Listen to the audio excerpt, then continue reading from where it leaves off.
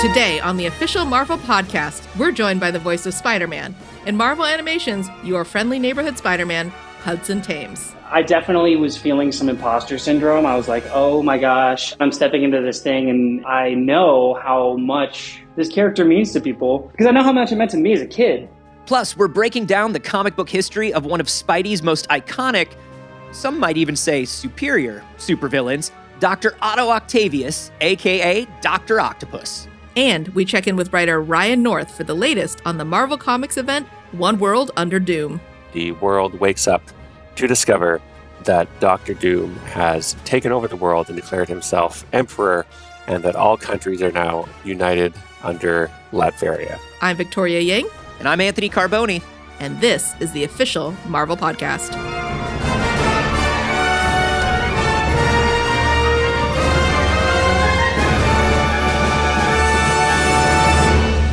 Many folks have played Spider-Man throughout the years, but Hudson Thames has been the voice of Peter Parker when it comes to projects from Marvel Animation. Yeah, not only is he the voice of Spidey in your friendly neighborhood Spider-Man, but he also played him in Marvel Animation's What If? I actually got a chance to talk to Hudson and have him walk us through his journey as Spidey, his experience working with the showrunner Jeff Trammell, and how his family helps him find his voice. Take a listen.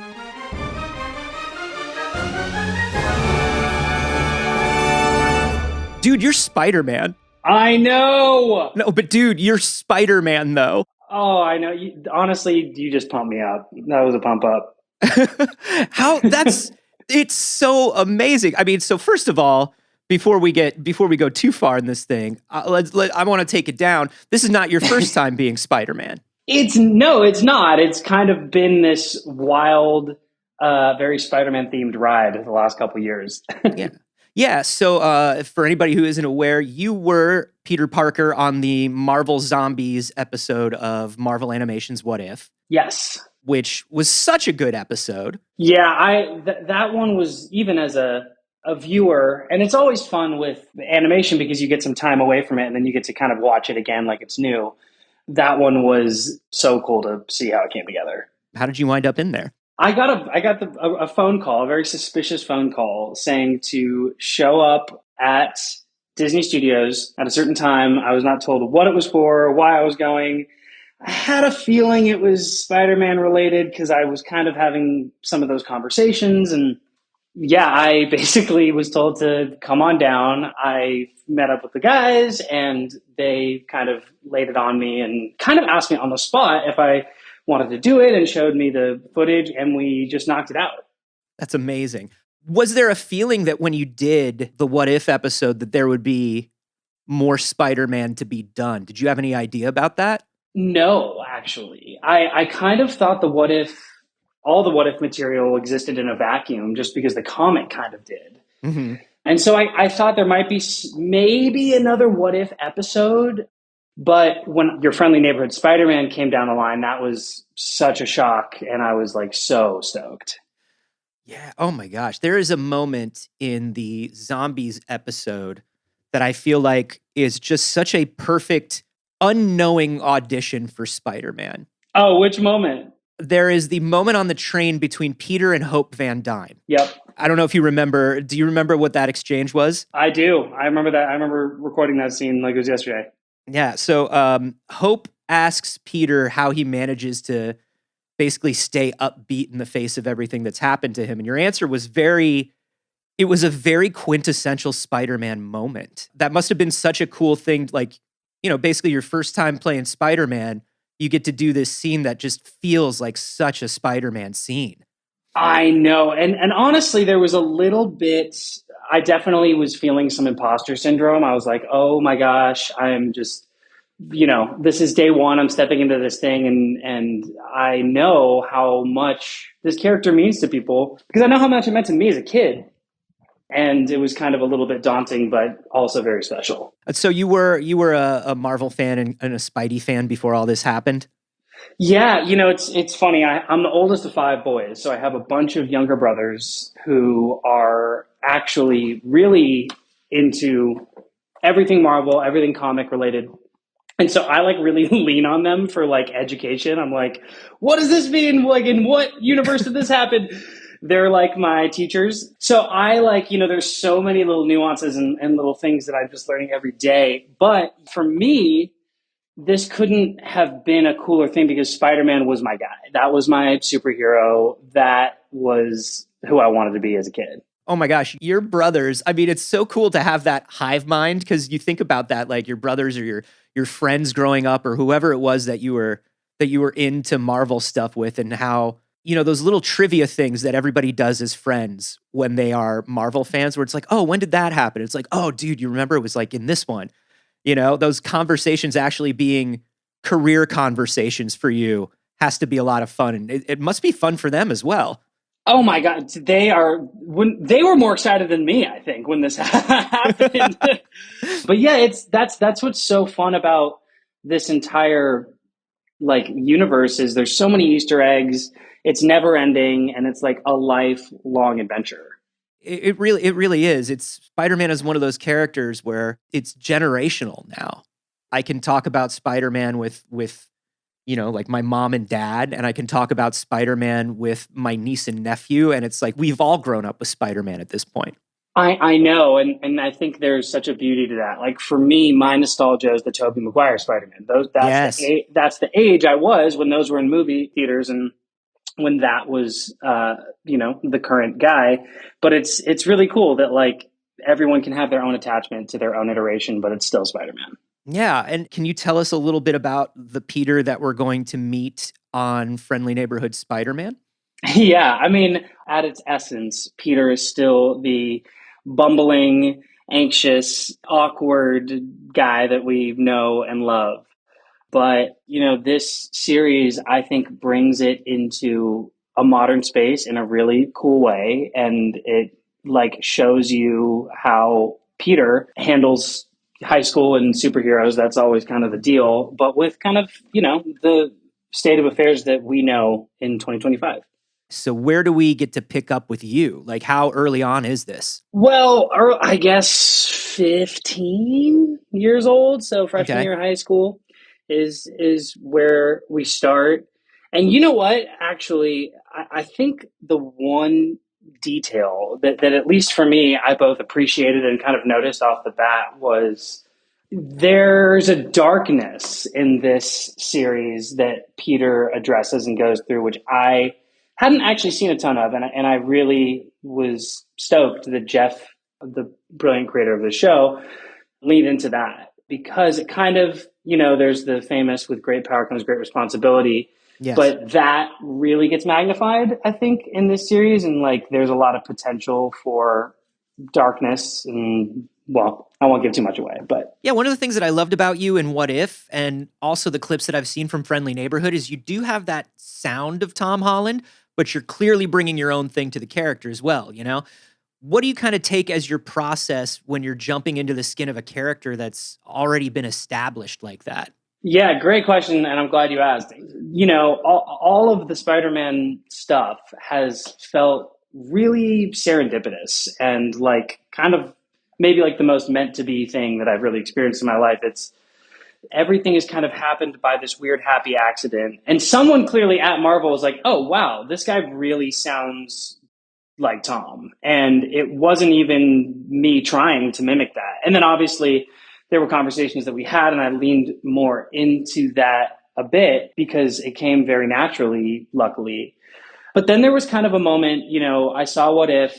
I felt really grateful to be able to kind of, hit that moment. But I definitely took a moment after that where I was like, I do also want to create a space that is my Spider-Man and, that feels genuine and honest to me and how I would react in these situations and moments. So I kind of, took some time to figure that out while I could, still honor the energy that Tom brought and established while still giving my color. Is there stuff about Peter that you really either see as something that you aspire to, or parts of Peter that are like yourself when you were kind of trying to figure out the character? Yeah, I mean, Peter in his, I think, bones is an optimist. And I think that I honestly, until we really got into the meat of this, I don't think I fully understood why people latched on so much to Spider-Man, besides it being really cool. But when I leave some of these sessions, it literally is a reminder in my life to be like, oh, dude, it's not that big of a deal. That thing that you were stressing on, it's like, it's very inspiring to constantly be like putting yourself in a headspace where you're like, it's going to be all right. It's going to work out. Life is good. And that's really underneath it all, I think, what Peter stands for. Yeah, I think he tries to convince himself very often that he's not an optimist. Yeah, for sure. For sure. But it's he's very easily brought out of that, I think. Yeah. I that's what I love about him is every time Peter's like, I don't even care. It's like, yeah, you do. You care more than anybody. Yeah, but it's also like, oh my God, everything's terrible. I'm so sad. And someone's like, here's a lollipop. And he's like, oh, you know? Yes, the golden retriever energy of Peter Parker. Yes, exactly. What do you hope that fans take away from this show, from this version of Spider-Man? You know, I think at the end of the day, you know, so much of the show is Peter and Norman kind of discussing and dealing with growing up and handling adolescence, which is kind of another thing that is really nice to see. This kind of father dynamic is very different than what we've seen in the past. But I think hope, man, I think that's always what I take away from this character is there's just such an emphasis on staying hopeful in your life. And I hope that, you know, people can take a little of that pixie dust and put it in their pocket. I love it. Truly friendly neighborhood Spider-Man. Thank you so much, Hudson, for being on the show. Oh, man. Thank you guys for having me. This was so fun. Make sure to check out Marvel Animation's Your Friendly Neighborhood Spider-Man, premiering exclusively on Disney Plus on January 29th.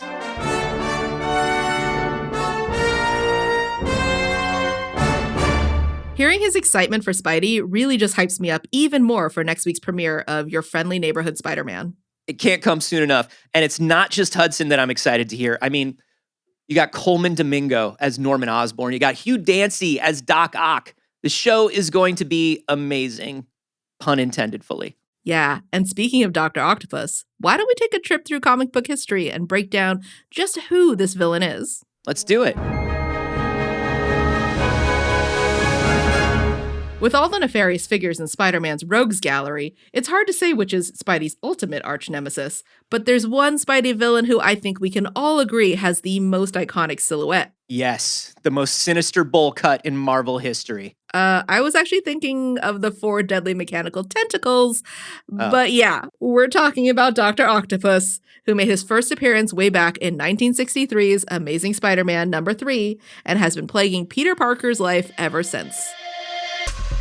First thing you need to know about Otto Octavius is that he is a legit genius.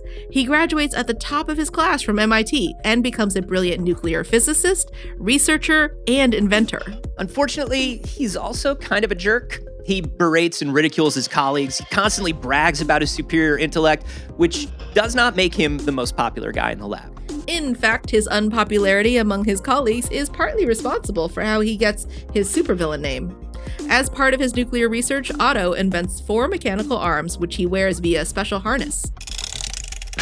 He can control the arms through a direct brain-to-computer link and starts wearing them around the lab all day, prompting his fellow scientists to start mockingly referring to him as Dr. Octopus. Then one of Otto's experiments goes awry, causing a radioactive explosion that fuses the mechanical arms to his body and warps his brain, bringing out the worst in what many would have thought was already the worst personality. From that point on, Dr. Octopus devotes his genius not to benefiting humanity, but to dominating it. And to calling everybody fools. It's true. He really loves calling people fools. You fools! That's pretty good, right? I liked it. Thank you. But Doc Ock's arrogance isn't entirely unwarranted. In his first fight against Spider-Man, he totally kicks Spidey's butt. In fact, Spidey loses so badly, he almost quits the hero business altogether. He doesn't, of course, and eventually becomes a major thorn in Doc Ock's side, thwarting one dastardly scheme after another. And when Otto eventually gets separated from his Octo arms, Spidey sends the not-so-good doctor to prison.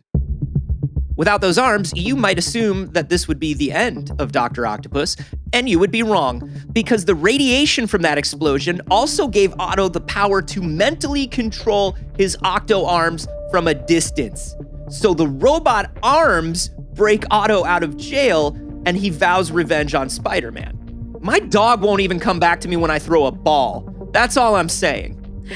But this time, in a rare show of humility, he decides that maybe he shouldn't try it alone. He goes through all his supervillain contacts in his little supervillain black book and pulls together a group of heavy hitters with their own vendettas against Spidey. We're talking Electro, Sandman, Mysterio, the Vulture, and Kraven the Hunter. Together, they are the Sinister Six. And that's not just the name of their group chat. Together, they set a trap for Spidey, with all of them waiting to take him out.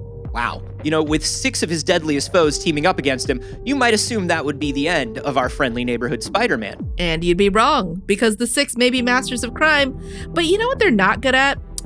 Teamwork. It's like Spider-Man always says, with great team-ups, there must also come great cooperation. Definitely not the real quote, but it is what brings about the downfall of the Sinister Six.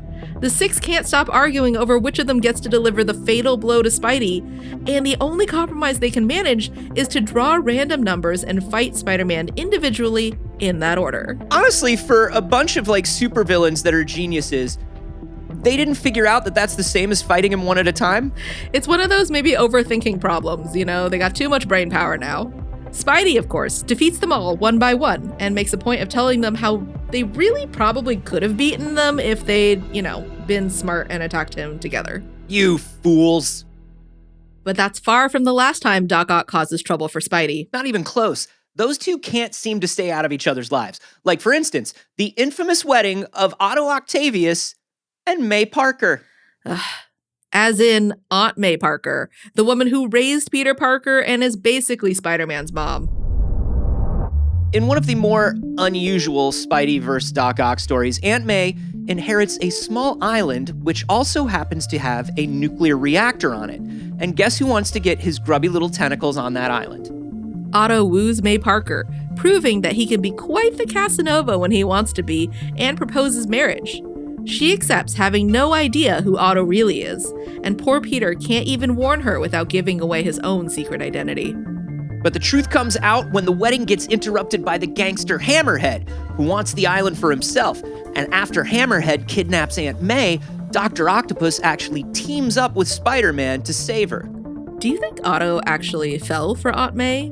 Oh my gosh, of course he did. Do you think Aunt May specifically dates people to make Peter mad? No, of course not. I'm looking at, if you look at Aunt May's list of exes, you immediately, top 2 is J. Jonah Jameson and Otto Octavius. Hey, it's hard dating when you're older. Listen, I understand that the dating pool is thinned out a little bit, but it's I expect the next person that Aunt May comes home with is Adrian Toomes. I expect she just flies in with the Vulture and it's just I don't know, there's nobody left to date. Doc Ock is always going to have a soft spot for Aunt May, but never for Spider-Man. Not even when he becomes Spider-Man. Yep, you heard that right. See, all those years of getting bashed and beaten by superheroes do a number on Otto's normal, non-super body. Not to mention all the radiation he exposes himself to by building nuclear weapons once every couple of months. When Otto realizes his old, battered, heavily irradiated body is dying, he decides to solve that problem by getting himself a new one, namely Spider-Man's body. Doc Ock pulls a mind swap, putting his own consciousness into Peter Parker's brain and Peter's into his about-to-be-dead body. Spidey tries to reverse the swap, but Otto's body dies too quickly, and it doesn't seem to work. What Otto, in Peter's body, does get hit with, though, is all of Peter's memories. He now knows what motivated Spider-Man, why he devoted his life to helping others, and how he developed his philosophy that, with great power, there must also come great responsibility. That's the real one. I know the real one. Otto now is Peter Parker, and with his sudden understanding of what made Peter tick, he vows to carry on as Spider-Man. Only he will be the superior Spider-Man, because of course, he's certain that he can do it better. So Otto takes on the hero role. Though he has a somewhat different style than Peter did, people start wondering why Spider-Man is so much more violent and arrogant, why he's given up his no-kill rule, why he builds a secret island lair, recruits an army of henchmen, and is suddenly calling so many people fools. The handful of Peter's friends and fellow superheroes who knew his secret identity start investigating and discover the truth. Unfortunately, someone else also learns the secret, Spider-Man's other arch-foe, the Green Goblin. The Goblin, furious that Dr. Octopus has stolen his dream of someday killing Spider-Man, declares an all-out war on the superior Spider-Man with a drug-fueled Goblin army backing him up. And they do not choose to attack one at a time. They're learning. But Otto's henchmen for hire Spiderlings can't stand up to the superpowered Goblin army, and Otto himself isn't prepared to go toe-to-toe with their Goblin King. He doesn't have the years of experience fighting the Green Goblin that Peter had. With a matchup like that, you might assume that this would be the end of the superior Spider-Man. And you'd be right. Otto realizes he can't win this fight, and he knows the goblins will destroy the city if they're not stopped. So Otto does what is probably the most noble act of his hero career.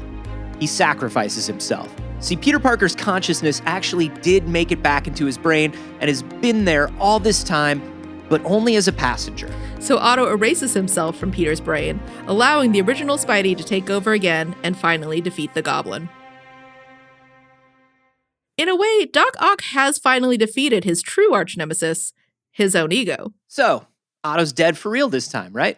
Of course not. He transfers his mind to a robot, and then that robot transfers its mind to another robot, and then that robot transfers its mind to a really hot young clone body, and then he's back to his regular old bad haircut self. He does love that haircut. Mm-hmm.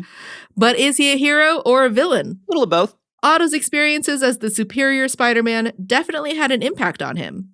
So he does do the right thing from time to time, but he does the wrong thing just about as often. Can you blame him, though, when everyone around him has such an inferior intellect? The fools!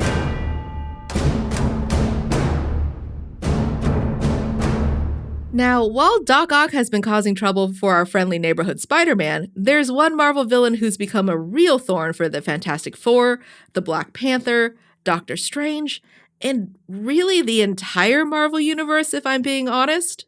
Big wheel. Nope, try again. Paste Pop Pete. Ooh, I like that one, but one more? Thanos? Nope. This guy could honestly give Thanos a run for his money right now. I'm talking about Doctor Doom. He's one of the most notorious Marvel villains, and he's currently got the powers of the Sorcerer Supreme. Here to tell us how that happened and what Doom has planned next for our world is One World Under Doom writer Ryan North. Hi, I'm Ryan North, and I am a writer of comics and nonfiction and fiction, all sorts of things, but most importantly, I'm the writer of the upcoming One World Under Doom event starting in February. One World Under Doom is going to touch basically every corner of the Marvel universe. The world wakes up to discover that Doctor Doom has taken over the world and declared himself emperor, and that all countries are now united under Latveria as provinces of a new united Latveria. So it is a big deal for the characters to deal with. So the way we got here was in the summer, there was an event called Blood Hunt. And during that event, things are going very poorly with vampires. And Dr. Doom, in his wisdom, showed up and said, I can fix this for you, but I'm going to need to be Sorcerer Supreme to do it.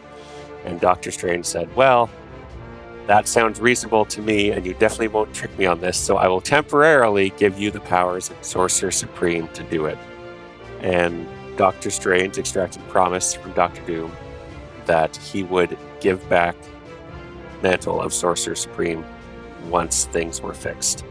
And so that promise extracted, Doom solved the vampire problem, and Doctor Strange said, give me my powers back now, please. And Doom said, no.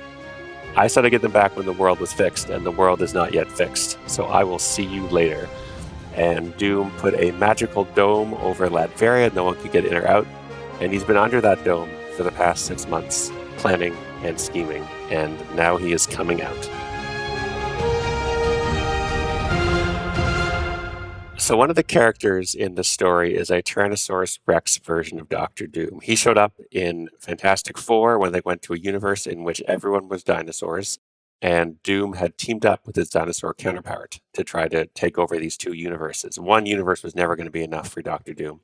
And in that story, we left it with Doom and Dino Doom battling each other, apparently to the death. It turns out something else has happened since then, and now Dr. Doom is riding Dino Doom like a steed. So this is a comic in which you can see Dr. Doom riding a Tyrannosaurus Rex that is also Dr. Doom and dressed as Dr. Doom. No other comic can make this claim. So the nice thing about this event is that we have built it to be really accessible. Everything you need to know is there on the first page. It starts with Dr. Doom taking over, and we can take it from there. The hope is it is something that people can just jump into and come along with us for this crazy ride, and you don't need to do a lot of homework to do that.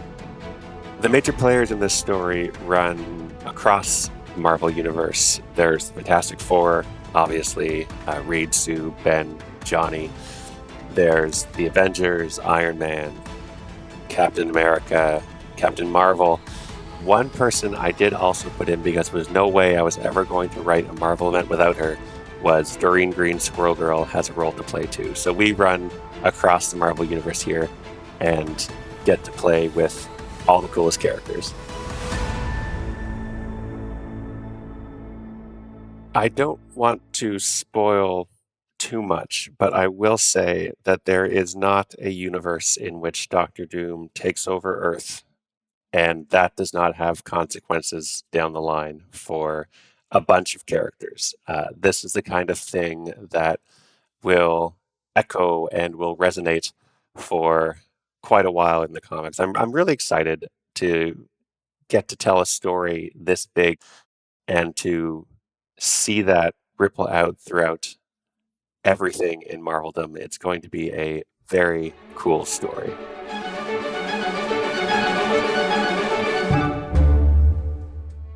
As we discussed earlier, one of the most fascinating chapters in the saga of Dr. Octopus is when Otto Octavius swaps minds with Peter Parker to evade death and become the superior Spider-Man.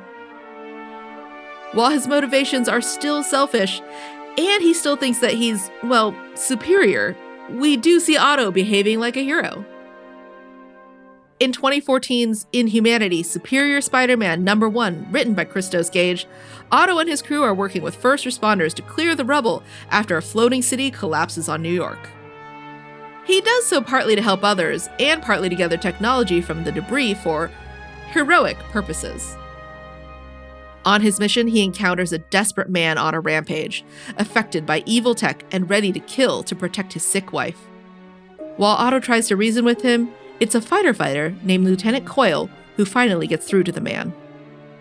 Lieutenant Coyle's actions make an impact on Otto, so when Otto later hears a member of the crew arguing with a fighter, he scolds them, saying, "You will treat him with respect and follow their commands to the letter.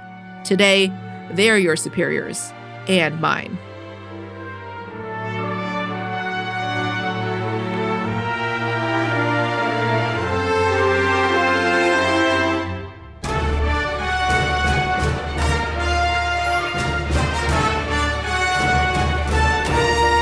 Next week on the official Marvel podcast, we're joined by MCU casting director Sarah Haley Finn to chat about the early days of casting the Avengers, Black Panther, and even Guardians of the Galaxy. It really was entirely about who is the best person to bring this character to life. And then once we got the main character, how do we best surround them? Until then, if you haven't already, make sure you subscribe to the pod and leave us a review wherever you're listening. And if you've done both those things already, thank you. We really appreciate your feedback. This episode was hosted by Anthony Carboni and myself, Victoria Yang. Our producers are Jasmine Estrada and Anita Flores. Additional writing by Christopher Healy. With help from Senior Manager of Audio Production and Development, Brad Barton, and Production Manager, Emily Godfrey. Mixed by Zachary Goldberg. Theme music by Ada Akbal. Executive producers are Larissa Rosen and Jesse Berger. As always, thanks for listening. We'll see you next week. You fools!